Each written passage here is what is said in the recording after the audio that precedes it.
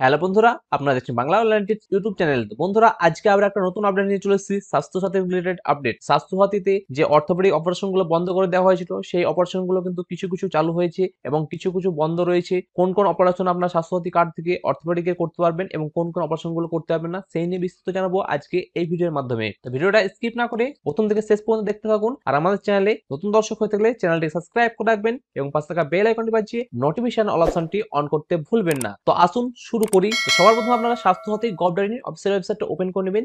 এই অফিসিয়াল ওয়েবসাইটের লিংক আমাদের ডিসক্রিপশন বক্সে পেয়ে যাবেন। সেই লিংকে ক্লিক করে ডাইরেক্ট এই পেজে চলে আসতে পারবেন। তো এই পেজে আসার পর নিচে একটু স্ক্রল ডাউন করবেন। এখানে দেখতে পাচ্ছেন যে গভর্নমেন্ট অর্ডার। এখানে গভর্নমেন্ট অর্ডারে কি বলা আছে, 16 জানুয়ারি এই অর্ডারটা দেওয়া হয়েছে।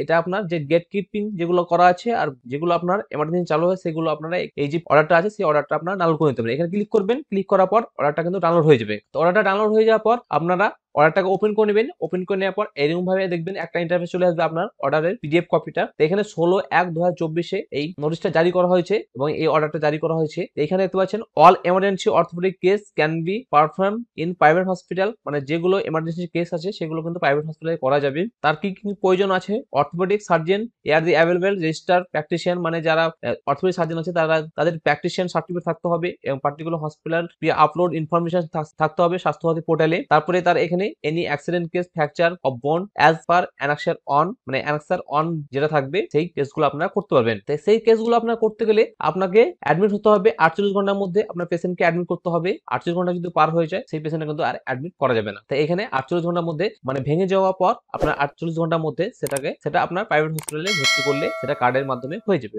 আর যদি প্রাইভেট হসপিটালে 48 ঘন্টা পর ভর্তি করেন তাহলে সেটা কার্ডের মাধ্যমে আর হবে না। তো এখানে অনেক কিছু দিয়েছে, কোল্ড প্রসিডিউর দেওয়া আছে।